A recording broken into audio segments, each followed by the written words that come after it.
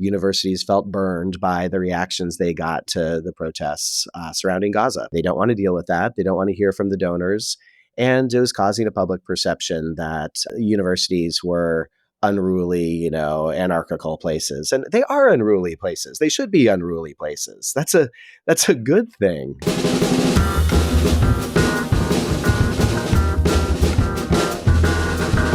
Welcome back to In the Meanwhile. I'm Marcus Harrison Green. And I'm Nora Kenworthy. Marcus, the Trump administration is in trouble when even the NRA is mad at them. And not just the NRA, but Senate Republicans, small businesses, and all of NATO. Should I keep on going? There's Yes, a long please laundry do. list, Nora. This is about as much excitement as I get these days. As we all know, it has been yet another week of chaos, cruelty, and outright ineptitude from the Trump administration. It absolutely has been. So which do we want to start out with first, Nora? I would really like to start with the ineptitude, please. This week definitely has eat your dessert before your veggies vibes. Oh, absolutely. I am happy to oblige, Nora. This is like mass schadenfreude. This week, Trump did so much damage to his base that it had people wondering whether he has a weird fetish for abysmally low poll numbers. I think those things are in the toilet, let me tell you. Talking to reporters about the murder of Alex Preddy by ICE in Minneapolis, Trump said, and I quote, "You can't have guns. You can't walk in with guns. You just can't." Wow. And this from an administration that suggested teachers should carry guns in schools in order to protect themselves. I'm starting to wonder, Marcus, if it's actually possible to die from exposure to hypocrisy because it feels all constant these days. Yes, it is so ever present, I must say, Nora. So It ever does seem present. like people are starting to see through the lies. ICE has become so unpopular that even Senate Republicans are clutching their pearls about what's going on in Minneapolis. Yes, and though it is only like pulling the first block out of a Jenga tower of fascism, Greg Bavino is out. He is headed home to California, where we hope his Nazi cosplay outfits never again see the light of day. So help us, God. Amen to that. May he be the tip of an iceberg that melts all the way to the ground. Um, Marcus, did you also hear that Trump is loaning out ICE officers to Italy for security at the Olympics? I did indeed. I'm sure it's going to go super duper well. These guys have really been demonstrating their acrobatic skills when it comes to navigating winter environments. So I honestly can't wait to see how they handle the bobsled tracks. Oh God. I mean, it does feel like some sort of, I don't know, karmic justice that these overpaid thugs keep getting deployed to the coldest places wearing sneakers and a face condom they bought off of Amazon. Yes, God. At least we know that they will suck at invading Greenland. So help us all. Well, speaking of Europe, Nora, Trump continues to piss off the entire continent. This time by saying NATO troops didn't pull their weight in the war in Afghanistan. So, could you maybe try telling that to the many allied troops who died in the war, I don't know. Trump immediately had to backpedal after widespread condemnation. And apparently, after meeting with Trump recently, the Slovakian president told multiple people that he had grave concerns about the president's mental state, calling him dangerous. To which the rest of the world went, duh. Right. I mean, a few years too late, buddy. But, my God, tell us something we do not know. And not to be outdone by nonsense outside of our borders, Nora.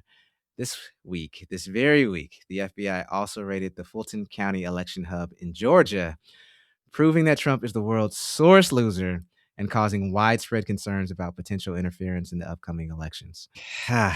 I feel safer already, let me tell you. 2020 is the year that will never die. Marcus, one aspect of the story that I think isn't actually getting enough attention is that I think this raid followed a federal judge actually tossing out a lawsuit that was brought by the Trump DOJ that was trying to obtain this information.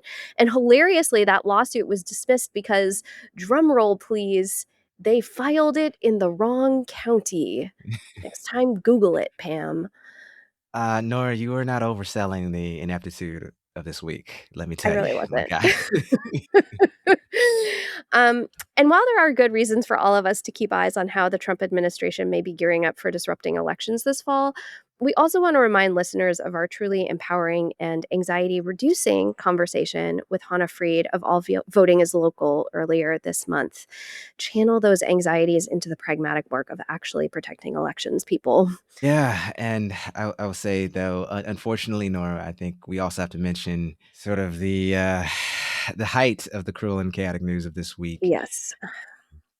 All eyes and hearts do remain turned to Minneapolis, where over the weekend another person was gunned down by ICE.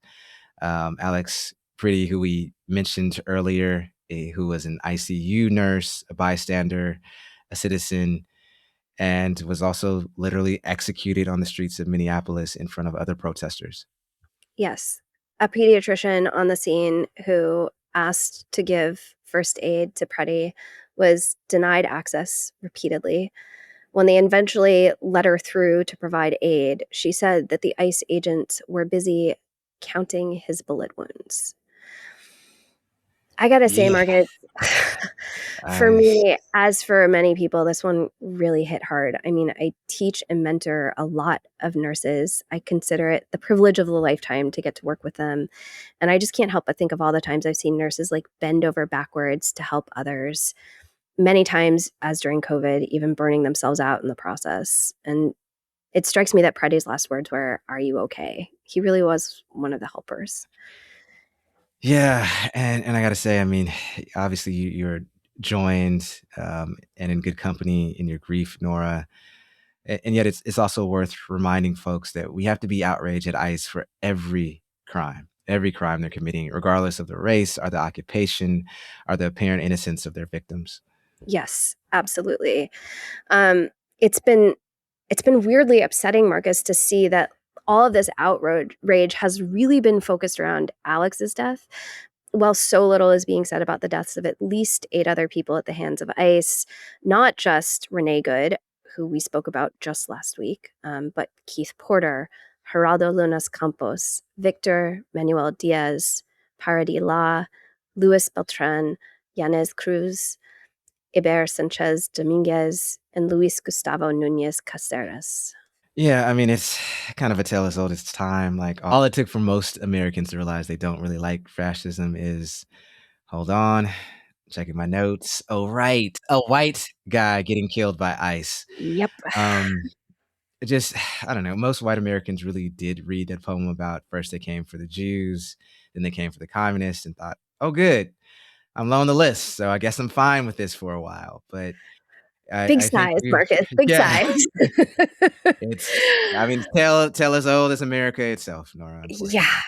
But as we have said on this podcast before, this is a big tent movement right now, and we are glad people got there, even if they took way too long to do it. So, welcome to the revolution, y'all. You have about 500 years of catching up to do, and here's your copy of Howard Zinn.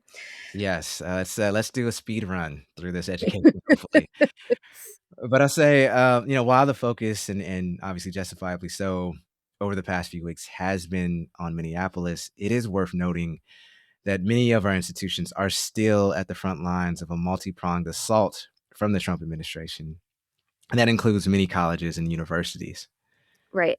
And if we care about the people being able to see through propaganda, the people who are able to make up their own minds, understand the complex history that has led us to this place, we really need to protect those institutions now more than ever.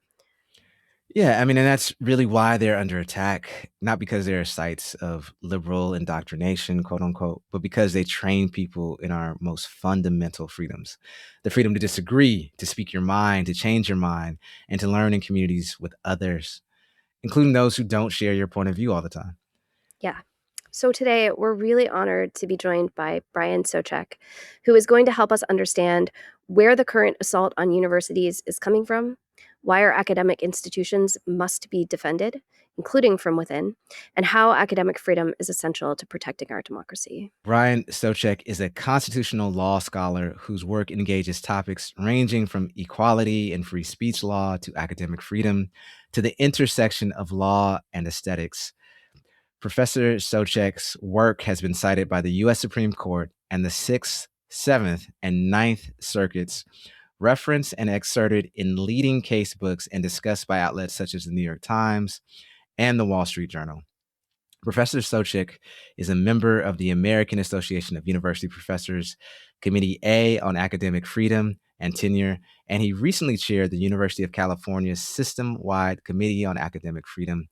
He has also been a fellow with UC's National Center for Free Speech and Civic Engagement. Professor Soucek's newest book is The Opinionated University: Academic Freedom, Diversity, and the Myth of Neutrality in American Higher Education. For our local listeners, Brian will be at Town Hall Seattle on Tuesday, February 3rd. We hope to see you there.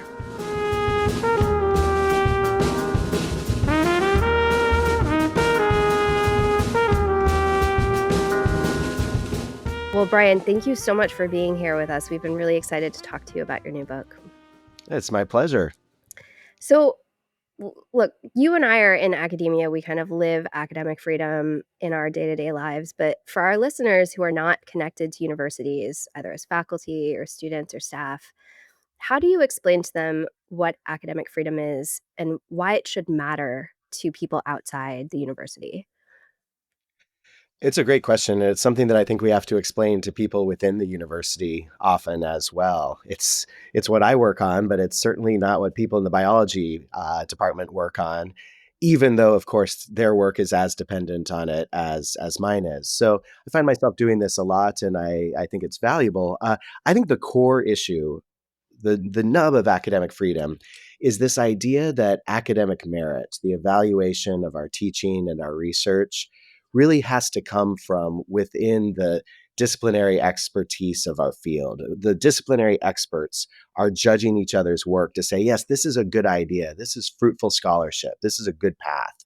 And same with our teaching, as opposed to outsourcing those kinds of judgments to administrators or trustees or now donors or legislatures or just the public, which is sometimes outraged at things that academics say. So keeping this as it's this focus on expertise that I think is really what distinguishes academic freedom on the one hand from just general free speech principles on the other, where everything is allowed and there's no such thing as a false idea and all of that. If I could ask a follow-up question, though, that immediately makes academic freedom a bit of a stickier subject to engage with than freedom of speech, which has at least some clear kind of legal boundaries. How does this definition of academic freedom as like tied to the expertise of one's colleagues make it harder for everyday people to kind of understand where the boundaries of academic freedom lie? Well, one thing that's very different about academic freedom as distinguished from general free speech principles is that it comes with responsibilities. So we don't have any particular responsibilities when we're just out in the town square. But when you're a professor in the classroom, you have the responsibility to make sure that the things you're saying are relevant to the class you're teaching. You have a responsibility to make sure that the choices that you're making in class, although you should have a lot of freedom in that, are choices based on your either scholarly or teaching expertise. They're not just something you're importing in based on your personal political or religious or other kinds of opinions. And that's just a big difference. So when we move from the classroom into the quad or out into the public, we're writing op-eds, just different rules apply. And I think people often run those things together. Yeah, so Brian, you're saying expertise actually does matter in this day and age? Could somebody tell Barry Weiss and CBS News that? I mean, my gosh. Well, it's funny because there are people out there in higher ed right now that are saying, we brought this on ourselves, these attacks that we're getting from the Trump administration or from any number of state legislatures. There have been problems within higher ed and now, it's come home to roost. And this is not to deny that higher ed, I'm not to say we have no problems or anything like that, but give me a break. I mean, the Trump administration has also come for so many other sources of expertise. They've come for librarians, they've come for the weather service, right? I mean, it's so, do you think the weather service brought it on themselves? I just don't buy it. I think when we see them going after the law firms and so many other places of independent expertise, Higher ed is just yet another one of those, a very important one, but another one of those. Well, staying on that topic about threats to academic freedom, so often I think, we envision firings or bans, but can you just talk about how big a role self-censorship plays, in terms of those threats where professors or students, when professors or students, I should say, choose not to speak in the first place? Absolutely. So right now, of course, the biggest threats are definitely coming from outside the university. We're very familiar with the threats from the Trump administration, and again, in certain states from their legislatures. Those are profound. But I don't want to ignore, and getting to your question, the ways that we do self-censor, the ways that we allow academic freedom violations just on our own from within, and even at blue states like my public university and yours, Nora. So those include things like student teaching evaluations. I mean, remember when I said that academic freedom means not outsourcing academic judgment to non-experts? Well, students are by definition often non-experts, at least at a certain stage in their career. And Well, I would argue that student they're teaching. experts in complaining about the length of the readings. Well, I mean, I don't want to throw students under the bus. There's any number of great questions that they should be asked. Am I respectful to my students? Do I show up on time? Am I wasting time in class talking about football or something? Those are all things that students know that nobody else really has access to. But in these teaching evaluations, which go out at the end of every semester, they're also asked things like, what is Professor Soucek's mastery of the subject matter? I teach first semester law students every year. What they know about that subject matter has completely come from me. I could have been making it up the entire time and they would have no idea. So the idea that they're giving me a 5.0, and which is the top in mastery of the subject matter, is nice, but it really has more to do with, I don't know, the fact that I wear a suit to class or that I'm a white male more than anything else. And the problems with student evaluations in terms of the racial effect, the gendered effect, the effect based on appearance are just very well documented. And going back to the question, one of the biggest factors is how hard you are perceived to be, what students grade, how they project their grade to be, what they expect to get in the class. And that makes student teaching evaluations one of the biggest causes of grade inflation in higher ed right now. So it's a absolute devaluing of academic judgments. And it's because we have chosen to outsource some of those evaluations, the majority of the evaluations of our teaching, to non experts. I think we do the same thing, just to throw out one other example, when universities make their choices based on, say, US News rankings, which is just, an office of people that aren't experts in Washington, D.C. at a magazine that used to be in print that are deciding every year what kind of criteria they're going to use to judge our nation's universities. And some of those criteria are good and some are bad. But the point is, why should universities be making admissions or funding decisions based on what those people value as opposed to what we value at our own university? Yeah. I think one of the things that I find really helpful about your book is that you talk about these sort of like everyday practices of the sort of loss of expertise or the outsourcing of expertise that have been accruing in academic spaces for a very long time. But you're also speaking to some of these much more overt attacks on the sort of freedom of scholarship. So I want to kind of anchor our conversation in one of the many recent events that we've seen that has been a really chilling event. So it was only several weeks ago, I think, that a philosophy professor at Texas A&M, Martin Peterson, kind of hit the news because he was banned from including Plato on his course syllabus for a philosophy course. Um, a lot of people reacted as you would imagine, which is like, my goodness, if we can't teach Plato because it's too woke, like what can we teach? But can you help kind of contextualize this recent event for us within the scope of your kind of work and your thinking about academic freedom? Like, what does this mean? How should we interpret how much ground is being lost if professors are being sort of barred from teaching these canonical texts in their own subject matter? Right. Well, I mean, so my PhD is in philosophy, and I should just say Plato is wildly woke, right? I mean, he has communal raising of children in the Republic and all the gay sects of the Symposium, which is, I think, what they were trying to teach at Texas A&M. So, I don't want to downplay that, but that just goes to show woke is nothing new, right? These ideas are quite ancient, and the serious point there is that, as I was saying about academic responsibility, there is a responsibility not to indoctrinate your students, not to come in and be just pushing a certain line to an extent that you will hear no dissent and won't let students even speak up to try out their ideas that might be different from yours. Now, that in no way means that professors need to come in and be neutral in the classroom. We're hired for our expertise. So we should be talking about and letting students see this kind of independence of mind that academic freedom protects. Like, that's what we're there to demonstrate to them. And of course, you can't demonstrate what my school refers to as a mature independence of mind in its students when you have somebody in the dean's office, much less in the legislature, telling you what you can and cannot talk about in class. So I think what happened in Texas is the legislature and Texas A&M had this hook that we think maybe professors are indoctrinating their students. And they started from that, which would be a problem, and just expanded it to they can't even talk about these issues. They can't even share their own scholarly opinions on matters of race or what they call gender ideology. They can't talk about trans people without prior approval. And that is just a complete demolition of academic freedom.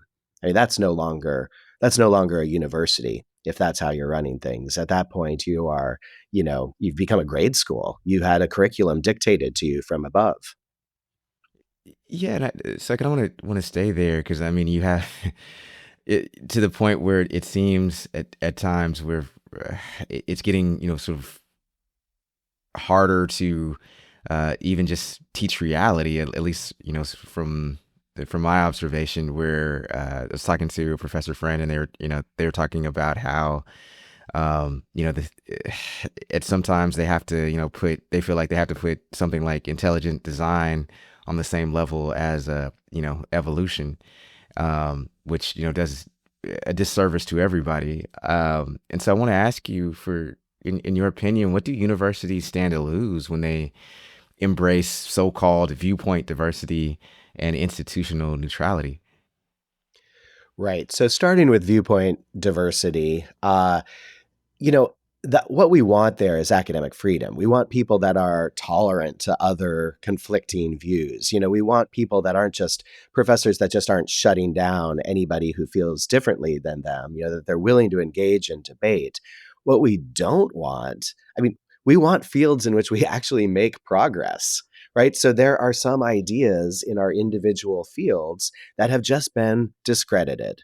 The intelligence design or flat earthers, they just don't have a place in the university. Holocaust deniers in the history department, et cetera, et cetera. And so, there is a huge space for debate.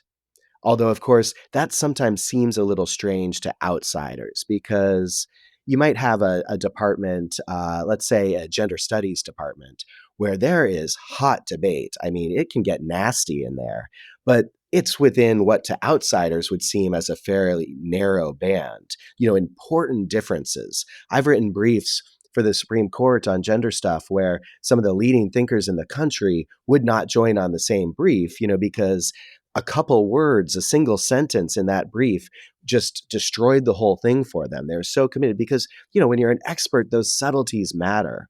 And that's viewpoint diversity, right? Trying to bring together people, even in that brief, that had what to an outsider might look like all the same thought, but really within was shocking that these people would join together. So, I think that's one issue that a lot of the viewpoint diversity stuff, when it's a reminder of tolerance and a reminder that we need to be open to ideas that we might think are misguided and to listen for the truth and interpret them charitably, then that's a wonderful thing. when they are a reporting hotline, like in Indiana right now, where you can call, I don't even know who, but it ultimately goes to the administration and to the legislature to say, I don't think we are teaching enough of such and such in this class. That, if such and such is flat earthing, then we've got a real problem there.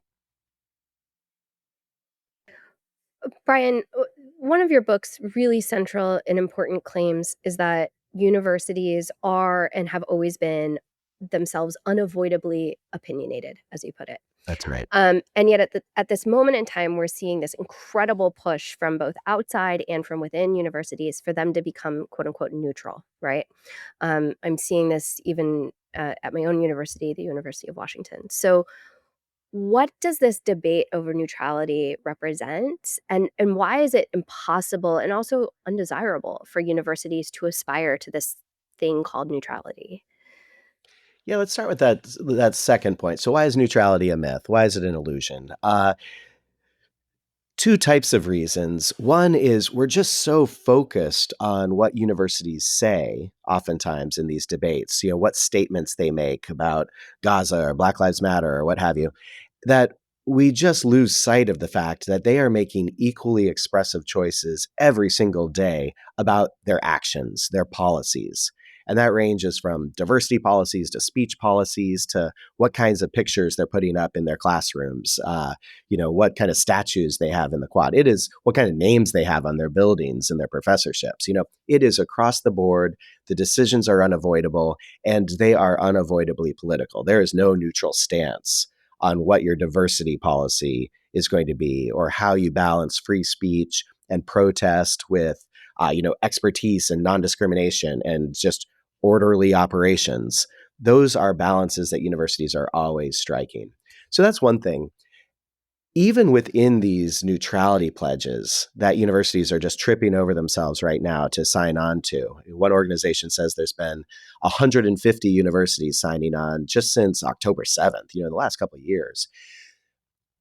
Those nearly always have some sort of carve out at the heart of them that says this university will not speak about political or social issues unless those issues threaten our mission. Well, that's a huge carve out because what is your university's mission? And I'm not just talking generally, like we're here to educate, we're here to do research. I mean, how is your university different than mine, different from the University of Chicago, which is really started off this whole neutrality push, different from Boston College, the Jesuit school where I went to school, or a HBCU, or just so many other different types of schools that balance these different values in different ways. That's what we need to be focused on. So, when something happens in the world, even the very neutral University of Chicago weighed in on things like the first Trump administration's travel ban, the Muslim ban, or DACA, the Dreamers. They filed legal briefs in those cases. They filed a legal brief, made statements about the affirmative action case, the Harvard UNC cases. They did that because they see those things as threats to their mission. University of Chicago sees itself as having, quote, from its brief, a global mission. So the Muslim ban affected its ability to advance that mission. So it spoke. But that just means that every time a university like Chicago is deciding whether or not to speak, it's actually deciding what the bounds of its mission are. Not every school is a global university. And there's no neutral spot there to land. There is no neutral conception of what a particular university's mission is to be. So the talk of neutrality just hasn't gotten us very far. Yeah, no, definitely. So, as we sort of laid out in this conversation, universities continue to be a major target of the Trump administration. And so I want to ask you, with everything from research projects to student clubs that seem to draw ire from the Trump administration these days, why, in your opinion, have colleges become such a powerful symbol in our political culture wars compared to, say, I don't know, hospitals or engineering firms? And what do you think the end goal is here? It seems, I mean, we get a sense of what the end goal is from recent recent projects like the Compact for Higher Ed that the Trump administration sent out to a number of universities that it thought would be sympathetic. And fortunately, they have all rejected this proposal that would have gotten universities to sign on to basically, the Trump values for higher education, that you're not going to recognize the existence of trans people. You're not going to admit many international scholars. It's a very particular conception of what admissions should be, where there's objectivity in terms of SAT scores and GPAs as if nothing else about a person matters, on and on and on. Funding, what you should prioritize there in your scholarships. Like, it was the Trump vision laid out, and they were trying to say you will only get federal funding, the billions and billions of dollars that big universities like ours get for research and student aid and and hospital operations, of course. You'll no longer get those unless you sign on to these values. And that is exactly the opposite of what I'm trying to argue for in this book, which is that we should be celebrating the pluralism of universities' missions, the way that they balance their values in different ways from school to school. And so what the Trump administration is trying to do is just to flatten that out, to impose this uniformity across the sector. And I would think that was bad, even if I happen to like those values. This idea that every school should be the same and judged on the same metric, which, by the way, is what US News does also, is just a flattening out in a way that I think really harms the field. Add in the fact that I just can't stand those particular values. And, I'd be fine if some school decided that's what they wanted to be. But there is no way in which that's what American higher education writ large should be. As to why I think there's a targeting of universities as opposed to some other, as I said earlier, there is a pretty broad targeting. So, we are also getting law firms and other sources of expertise. But, it seems like an easy target, I think, in part because people just don't understand what goes on there. I think a real problem we have in universities is the main places where our activities occur, where the mission gets advanced, they aren't on the quad, the things that get reported the most in the news. They're in the classroom and in the lab and in journals that outsiders don't read, and at our conferences, and on and on and on, but especially in the classroom and the lab.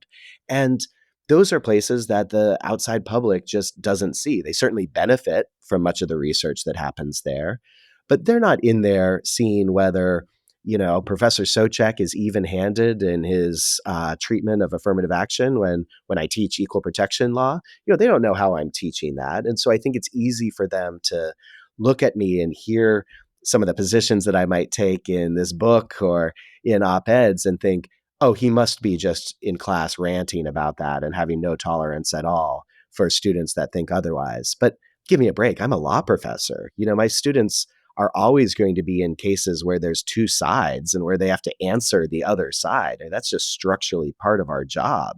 It would be malpractice if I wasn't teaching, not saying my personal opinion is, oh, I don't know. I can see both sides. Sometimes that's true. Sometimes it's not. But they have to know the legal arguments and be able to respond to them. And people just don't see that. And that makes us an easy target.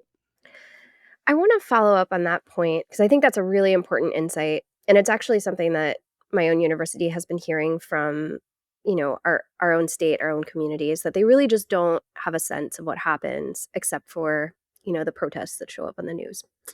Um, it's interesting to me, though, that in response to some of these critiques, universities have really kind of capitulated on a lot of these fronts, ceded a lot of ground, rather than sort of stepping up and saying, what's fundamental to who we are and what allows us to achieve our mission is this mission of academic freedom, and to make sure that it's protected not just for the institution but also for the very diverse faculty and all of the faculty opinions, right, that exist within that institution. Do you have any sense of why universities have sort of chosen this pathway, and what it would take to convince them to really protect faculty's academic freedom? Well, they're clearly walking a tough line right now of not wanting to attract attention from an administration that has a very personal approach to so many different areas of policymaking, right? The administration seems to find out about something on a podcast or on social media and then suddenly make it a thing, make it a cause. And that gives an awfully big incentive for university administrators to say, let's just keep our heads down. The New York Times reported that the former president of the University of California used the phrase like, we don't want to be the tallest nail. And, you get it. Nobody wants to be the tallest nail. But there is, of course, that danger that by keeping your head down, two things. One, you're not going to be speaking loudly enough about all the benefits that higher education provides in all sorts of ways, from research discoveries to just more meaningful lives for people that have deeper understanding of the humanities and, other joys of the world, to the fact that they're probably the biggest arts funders, in communities across the country, and of course, sports, add it all in, hospitals, et cetera. They're not necessarily telling people loudly enough, look at all we do. Although I have seen any number of efforts to change our websites and to try to get at least some of those things, especially the technological innovations and the health type stuff. That seems to be foregrounded the most. I'd like to see similar focuses on the arts and humanities, et cetera. But it also then, I think, leads to what I would see as, or is based on a misapplication of the cost benefit analysis here, where I worry, I'm not in these meetings, but I worry that when a university does cost benefit of should we speak, should we sue, the benefits that they're weighing are maybe just to that particular university. Whereas what we've seen when a place like Harvard has spoken up, or when our unions have sued, when the AAUP has sued on behalf of the university, what we've seen is they've won. To date, those lawsuits have won at UC, brought again by our unions, at Harvard, which, let me just say, the AAUP suit on behalf of Harvard's faculty was filed before Harvard University filed its own lawsuit. They then got combined. There's two injunctions in that case, which means if Harvard sells out tomorrow, that they would settle their case, but the AAUP's case on behalf of the faculty would still be there, and that injunction would still be alive, saying you can't cut their funding, Trump administration. So when we've sued, we've won. When places like Harvard have spoken out, it's changed the dynamic of the conversation, and that's sector-wide. So we have to do the cost-benefit analysis with the sector-wide benefits in mind. When none of the schools that were offered the compact accepted it, that mattered. That was a repudiation. The Trump administration had to back away with its tail between its legs on that issue. So we need to maybe reevaluate the extent to which universities are willing to speak. And let me just recall, despite all this institutional neutrality stuff, even my opponents on this issue will tell you that if the mission of the university is at stake, universities have an obligation to speak. That's in the Chicago policy that started all of this. Everybody has agreed, I think, that the mission of the university is under threat at this particular moment. So we need to hear that speech. Yeah, no, definitely. One thing that sort of remains in dispute is DEI, and we did speak on the show several weeks ago to UCLA professor Relina Joseph about her new book called Racial Exhaustion, and how we move through racism in the wake of DEI. And you yourself have also written and thought a lot about the work of DEI within academic institutions. Yet in the beginning of your most current book, you write, I was already on the losing end of these fights even before the 2024 election. And That's so, right. yeah.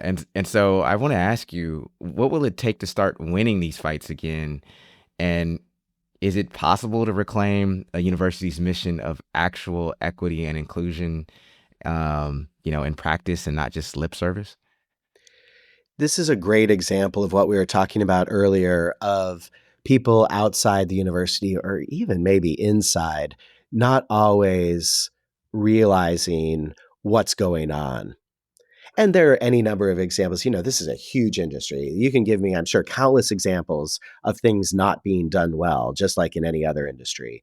And yet, if when we're talking about DEI, we're talking about things like when I'm evaluating academic work, do I care about when I'm evaluating teaching and research? Do I care about who benefits from that teaching and that research? Are there, especially at a public university like mine, are there parts of the very diverse population of the state of California that are not benefiting from our research because we're just not focused on those types of people or those types of issues? If that's the case, I think that's a real problem, particularly for a public university. We are not doing our job. We are not. That's a failure of academic achievement right there. And so just taking account of those are equity issues. That's what equity means, that I'm at least going into the evaluation thinking, okay, if a certain set of students aren't succeeding from my teaching, flourishing from my classroom environment in the same way as another set of students, I don't just assume, oh, that's because one set is dumber than the other or something like that. One set is smarter. I want to know if there's something I'm doing. It's a rebuttable presumption. I might not be doing anything, but I want to at least be asking, is there something I could be doing to reach all those students equally? And I think when it's put like that, everybody agrees with me. When it's access issues, when it's do you have the kind of skills to make sure the increasingly diverse set of students at your school are being are feeling included and are succeeding? Like, everybody's on board with that. The question is then, well, just what are we doing to promote that and to reward people that are actually taking steps to do that, rather than just teaching the same old way and the same old thing year in and year out? Nora, at your university, somebody came up to me who, after a talk I gave there about diversity, the use of diversity statements in faculty hiring and advancement. And he said he teaches in a department where they have very large lectures, and that has increasingly become more and more filled with foreign students or students with names that he didn't know how to pronounce, was what he told me. And he's like, it's a real problem here because I don't even want to call on my students anymore because I don't know how to pronounce their names. I was a little taken aback by this story, I've got to admit. But, I took a deep breath and thought, well, you know what? You had just presented the makings of a great diversity statement, because you know how those should go. One, you identify a problem in your particular field, whether in teaching or research. Here's a gap that needs to be addressed. You've just done that. You have said that you're teaching, you are now making choices that you think are pedagogically defective because of the names of your students are changing. Step two, what are you doing about it? And there's so many things you could do about that. You can have your students, write down note cards or have signs on their at their seats with phonetic pronunciations of their name. You could have them, there's sites you could use where they call and record their names so that you can listen to them and learn how to say them. And this isn't race conscious, as people expect DEI always is. This will help every student that has a name that's not Mark or Jill or something. This will be a universally beneficial, and it would be a great diversity statement. I saw a problem, I came up with a solution, and now I'm calling on my students again. Look, that class just got better. And that's DEI. So if people think about it that way, this is a way in which our whole educational project can be improved. I see it at, especially, let's not also just focus on big research universities like ours here. If we move to talk about, say, the California community college system, which is a real jewel in my state, but I can't imagine somebody who teaches at the community college system in California thinking that your ability to reach a diverse set of students is not a relevant academic skill. I mean, if you can't do that, you don't belong in that classroom, given the makeup of their student body and just how richly diverse it is. So what are we even talking about here? Yeah, I really appreciate that approach. Um, Along similar lines, so much of your work has really argued for embracing diversity and even dissent as a sort of essential part of the academic institution. And that really kind of came to the fore for a lot of campuses in regard to discussions over Israel and Gaza. You actually open your book with the now infamous testimony of the presidents of Harvard, MIT, and Penn before Congress in 2023. Um, what would it look like for our academic institutions to really embrace dissent on this specific issue? I think we haven't had a good public notion of what that actually looks like because so many universities moved to suppress dissent and to kind of, for lack of a better term, cover their own asses as they were dealing with the fallout from the kind of politics of student protests over Israel and Gaza. We just need to be making policies that are not tied to some specific example in people's mind. And that's a real problem that has always been with us.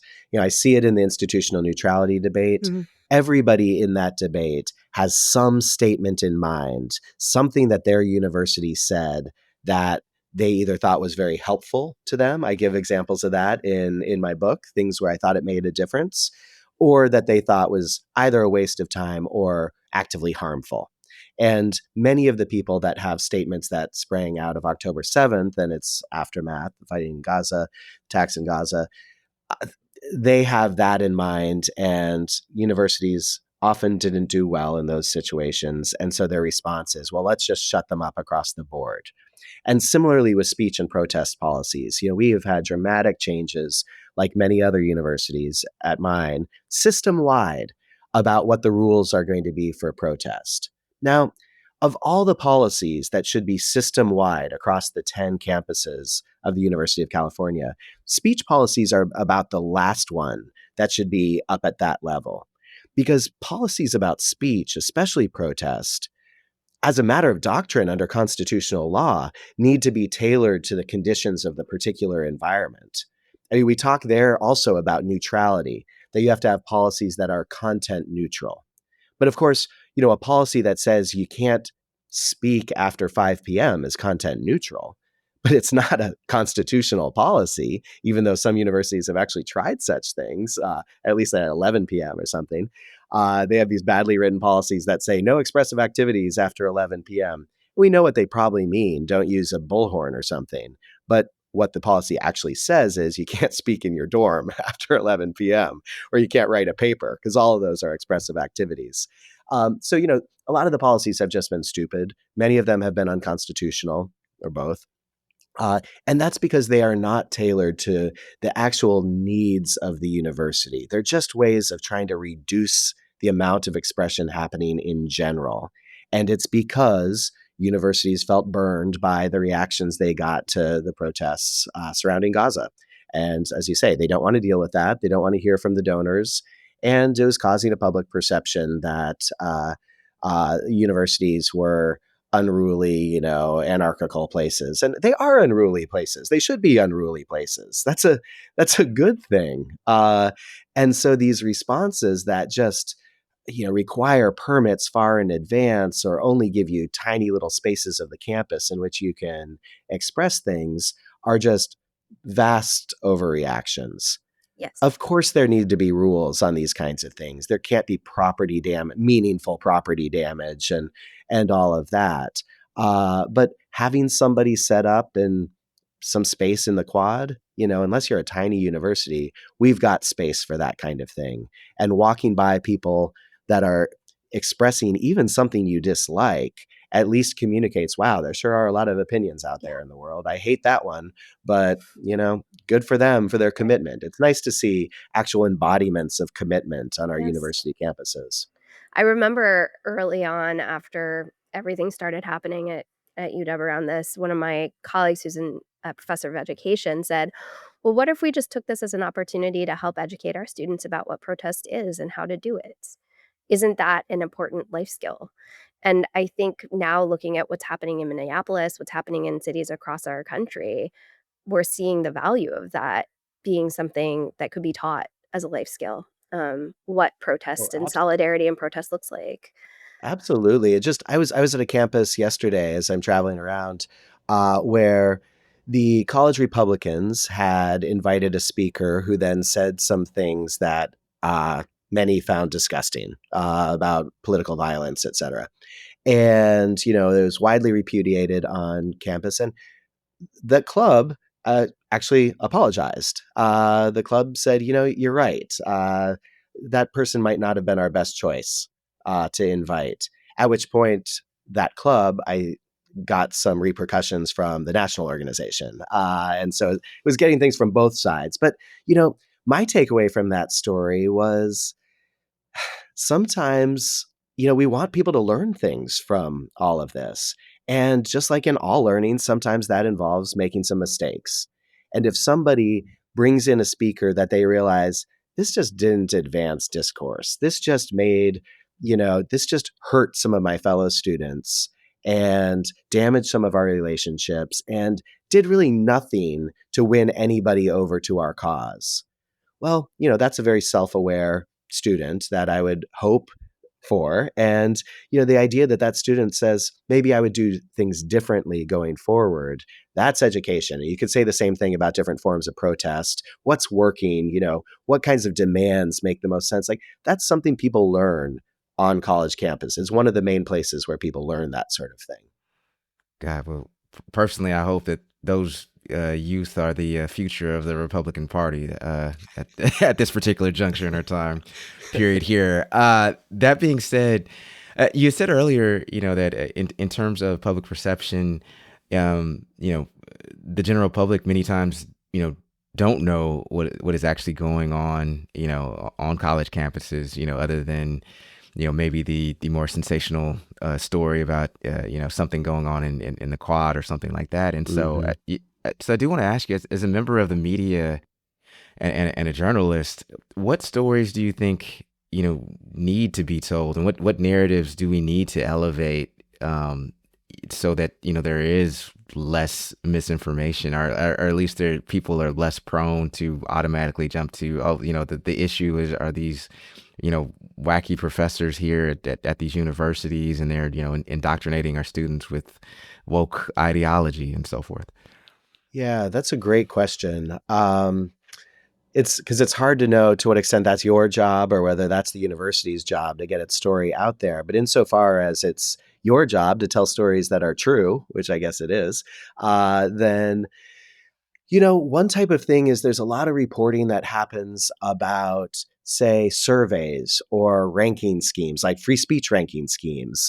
FIRE is a campus speech organization that does some great work in litigation, suing to stop, let's say, the Stop Woke Act in Florida. Really great work over there, but also does work that I strongly disagree with in terms of rating all colleges on how they see them as open to discourse. And a large part of that is survey data that they collect from students about how often they self-censor and that kind of thing. And uh, there's a education scholar at in Nebraska that has done this great work. Elizabeth Niehaus done great work digging into that survey. So she'll do interviews with students that answered those surveys and say, okay, you said this about how often you censor. What were you actually thinking of there? And she'll do these deep dives to see what's behind the survey data. And every once in a while you hear, well, I had a professor that didn't seem to, allow any kind of dissent or wanted everybody to agree with him or that kind of thing. But mostly it was things like, well, I'm a freshman and I've never really thought about these issues before. And so I just didn't think I had a smart opinion yet. So I just found myself like sitting back in class. Or I came here and realized that certain students are offended by certain things that I had believed or said in my life pre university. I mean, that was absolutely true for me, by the way. I grew up in Oklahoma. I went to Boston College for college, and there were just words I used at the time that fortunately classmates, they didn't just cancel me, or they said, Brian, we don't say that. And I went back home to Tulsa and said, Dad, we don't say that. And he laughed but also told all his golf buddies about it, and they stopped saying it. And, we all learned something. And that's just was I censored? Well, yeah, I guess I stopped saying a word I used to say.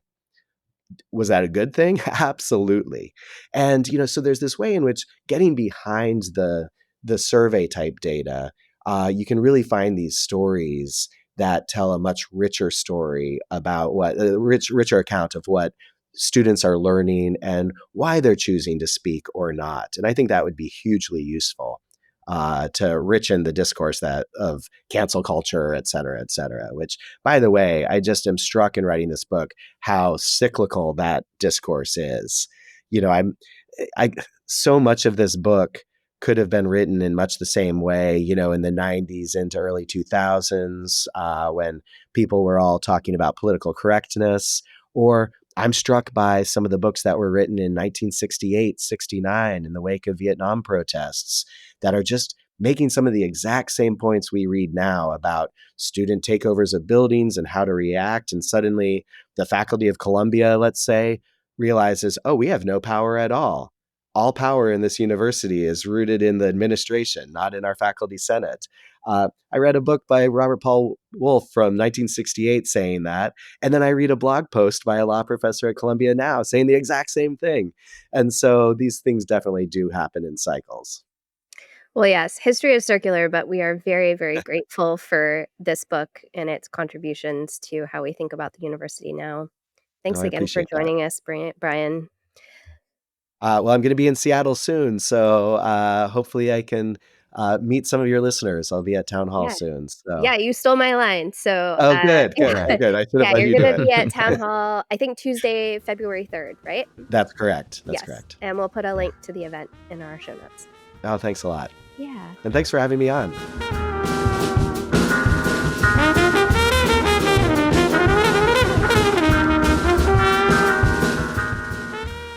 Marcus, I know I live this day in and day out, but I'm really glad that we could have this conversation for a broader audience. I mean, sometimes it feels like what's happening on campuses is a microcosm of the ways that our politics are shifting underneath us across this country.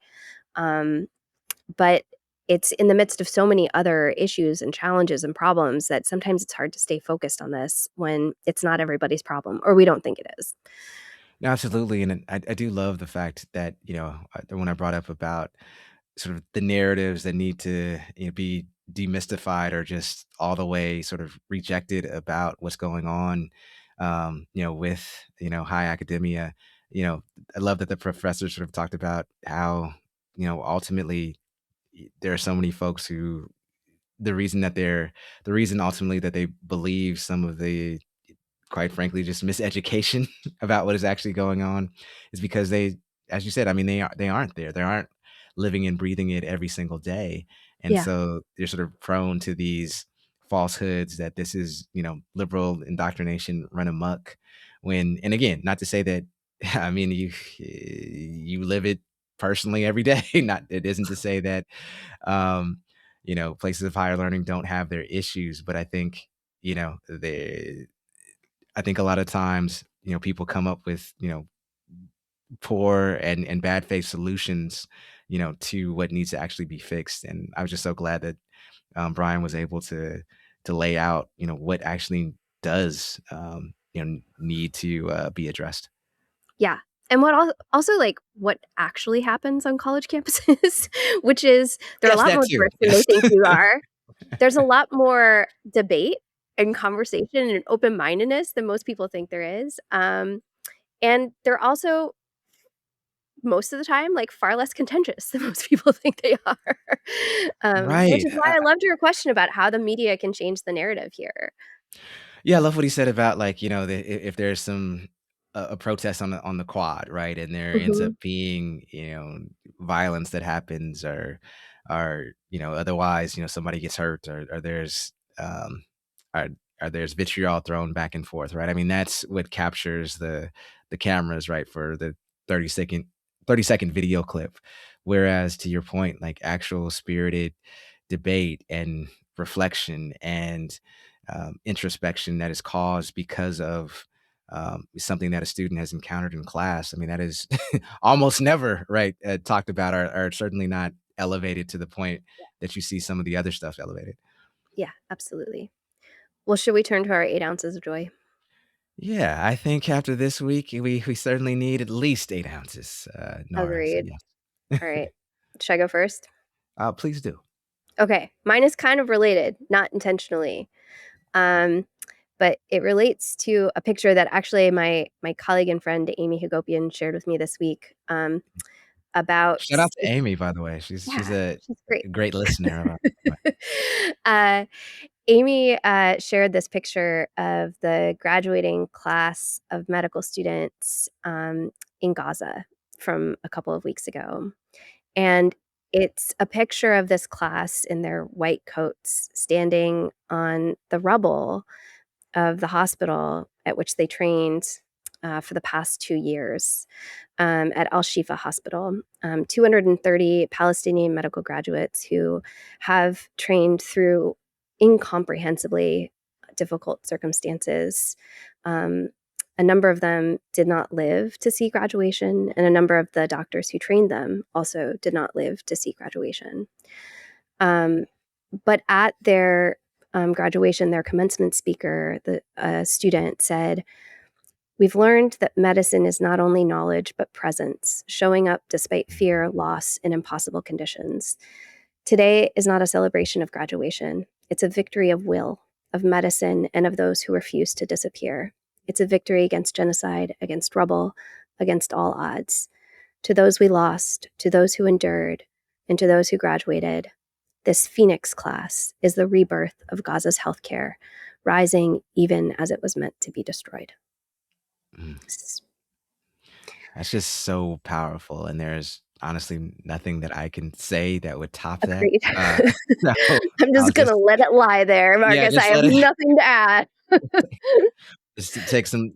I know that silence is like terrible in podcasts and radio, but I think a moment of silence to allow the listeners to absorb that is more than welcome to many people. Um, that being said, I will. Yeah, my 8 ounces of joy actually pertain to a story that was published in the Emerald this week, that I wrote about Shout out to you. a. Oh, thank you, thank you. Um, it's this arts group called Pardon My Craft, and what makes them different from other arts groups are it's a collection of spouses and family members of Yeah. folks who are currently incarcerated, and some of these folks, unfortunately, are looking at sentences of between 20 to 60 years. Some of them are, quite frankly, in effective life sentences, as some of these folks are a little older. And you have this art group that came together, in what otherwise is a situation that where people feel very alienated within, right? When you have a loved one who is incarcerated, it's as many of the members were telling me before this arts group, it was hard to even talk about having Mm. a loved one who was incarcerated because people look at you differently, or they say, well, why are you still married to this person, or why are you still supporting this person if they did something bad. And I think ultimately there's so often we as the member said, we think that when somebody is incarcerated that it only impacts them, but no, it also impacts the family of Yeah. not only the folks who were um, harmed by this crime, but also the family members of the folks who are incarcerated, and there isn't a lot of support for them. And so anyway, these folks came together under the banner of Pardon My Craft to, yeah, create art, but also to find community and find sort of micro utopias, if you will, Yeah. um, at a time when they otherwise wouldn't have any. And so I think ultimately they serve as a model for regardless of whether you have family members or loved ones who are incarcerated or not, as just the ability to still curate and find beauty even in bleakness, right? And Yes. I think that's a lesson, quite frankly, that all of us need at this particular juncture of time. And so, yeah, so just wanted to shout out them of the Yeah. ability to even, live alongside and within their pain, as they say, and to create beauty. And I'll say this for our local listeners: if you happen to be in or around the Seattle area, they actually have a gallery showing at King Street Station in the Pioneer Square area that runs until February 6th. And this will be of art that they created, from their art group. And I believe the first Thursday in February, which is known as Art Walk here, they're actually going to be in attendance at one of the showings to discuss their process, and then also just some of the, shall we say, the limits of our punitive system. Yes, I love this, and the images are totally worth seeing. They're so full of pride and joy. Thanks for sharing it. Yeah, well, thank you for allowing me to do so. Shall we go ahead and close out this week's episode? I'd like to close out this whole week, Marcus. Yeah. Yeah, sure. If it feels like every day in the US right now is a pop quiz in a class you never signed up for, graded by someone who thinks cruelty is pedagogy, yeah, we feel that too. We are glad you're still here with us. Yeah, and while our jokes may sometimes fall flat, our dedication to putting out these episodes never fails, largely thanks to our producer, Jessica Partnow. And thanks as well to Ahama Luo, who provides the music that always aces the test. And if you like what we do here, head to inthemeanwhilepodcast.com to subscribe or donate. We promise we're significantly cheaper than university administrators, and we will never make you sign a loyalty oath. You can also find us on YouTube, Instagram, and Blue Sky. Yes, Blue Sky, that app gathering dust on your phone next to whatever meditation app you swore you used this year. New episodes drop every Friday. Keep your syllabi unredacted and your conscience intact, folks. We will see you in the meanwhile.